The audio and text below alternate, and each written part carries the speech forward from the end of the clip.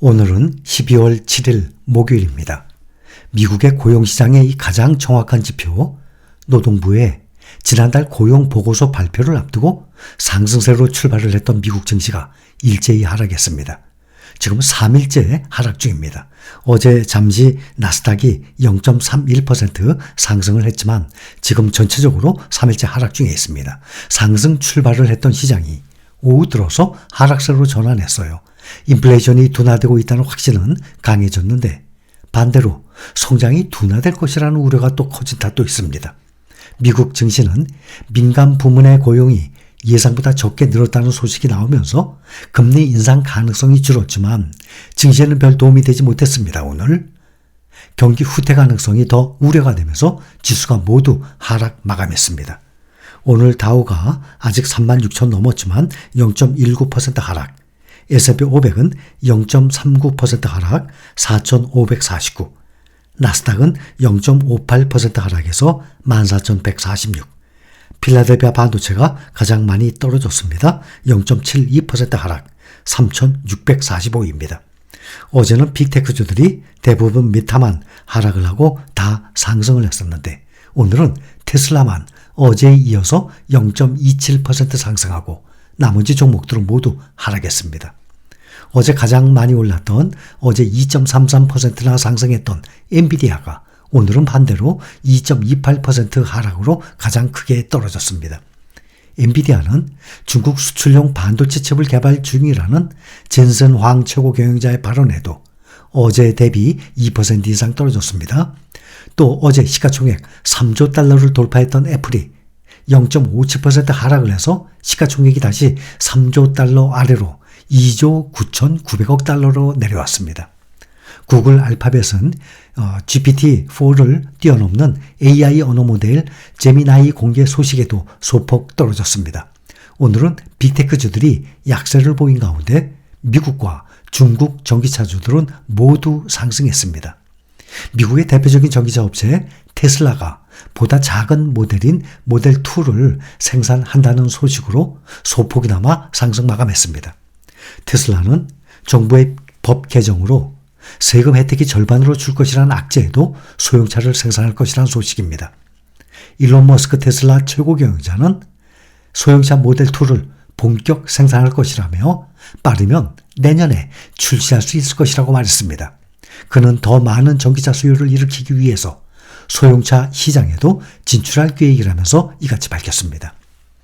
또 새로운 배터리 팩을 개발한다는 소식으로 테슬라의 대항마로 불리는 리비안이 오늘 6% 가까이 급등했습니다. 오늘 5.57% 급등한 18.38달러를 기록했습니다. 클레어 맥도너 리비안 최고 재무책임자는 오늘 한 전기차 관련 회의에서 비용 절감을 위해서 새로운 배터리 팩을 도입할 것이라고 말했습니다. 그는 더 간단한 배터리 팩과 모듈 구조가 제조하기가 쉬울 뿐 아니라 비용을 절감할 수 있을 것이라면서 이같이 밝혔습니다. 그는 기존의 배터리 팩은 구조가 복잡해서 비용이 많이 든다고 설명합니다. 이것은 고객에게 더 저렴한 차량을 공급하는 것을 의미하고 따라서 회사의 매출이 증가할 수 있다고 예상할 수 있습니다. 현재 리비안의 주력 차종인 R1은 현재 시작가가 7만 달러, 우리 돈으로 9,100만 원이 조금 넘습니다. 이런 상황에서 새로운 배터리팩 개발은 차량 가격을 인하하는 효과를 크게 발휘할 것으로 기대가 됩니다. 국제시장의 수익률 하락세를 기록하고 있습니다. 10년물 국제금리 요즘 계속 하락해서 현재 연 4.11%까지 떨어졌습니다. 지난 10월 19일 5% 넘었던 금리가 한 달 반 만에 0.9% 가까이 급락한 셈입니다. 하지만 단기물 2년물 금리는 소폭 올라서 4.59% 수준을 나타내고 있습니다.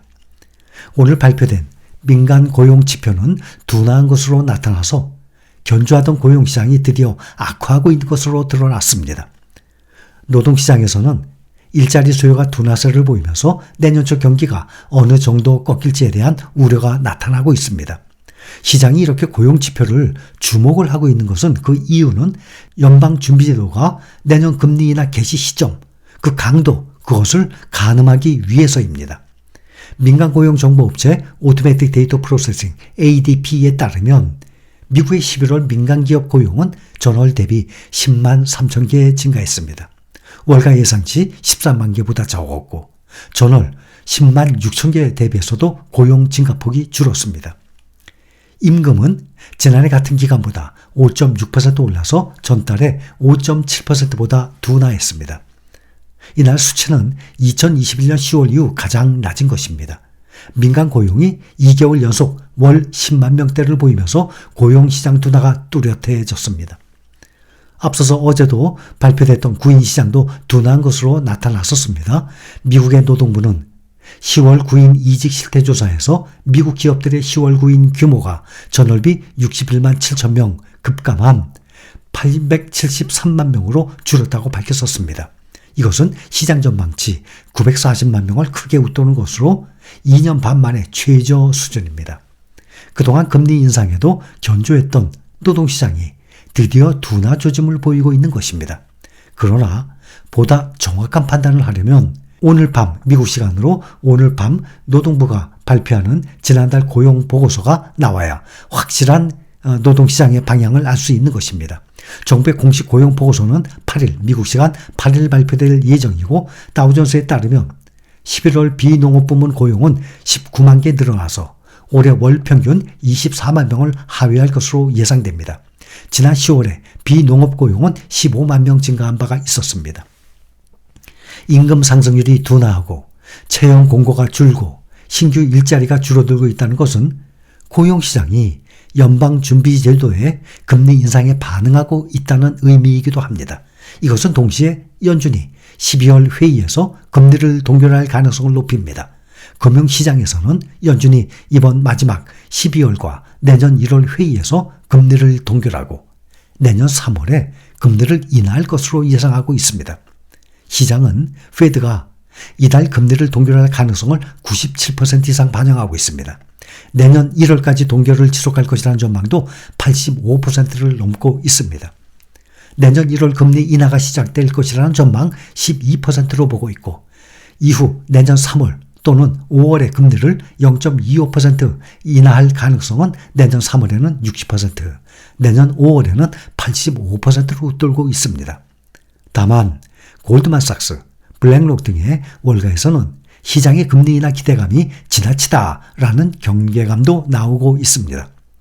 또 오늘 공개된 한 외신 설문조사에서도 경제 전문가들의 절반은 최소 내년 7월까지 페드가 금리를 동결할 것으로 예상을 하고 있습니다.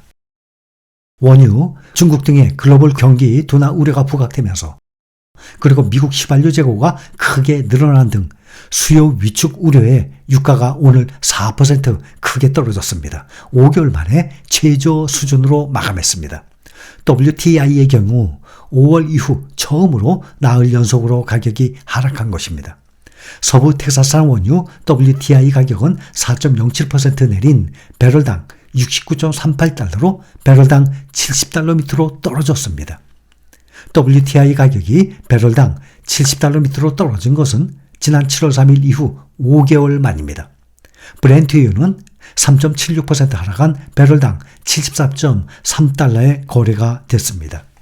오늘 현재 미국의 휘발유가가 갤런당 3.22달러로 떨어졌는데 이것은 지난 1월 3일 이후 최저치입니다. 월가의 공포지수로 불리는 VIX 변동성 지수는 0.54% 오른 12.92를 기록하고 있습니다.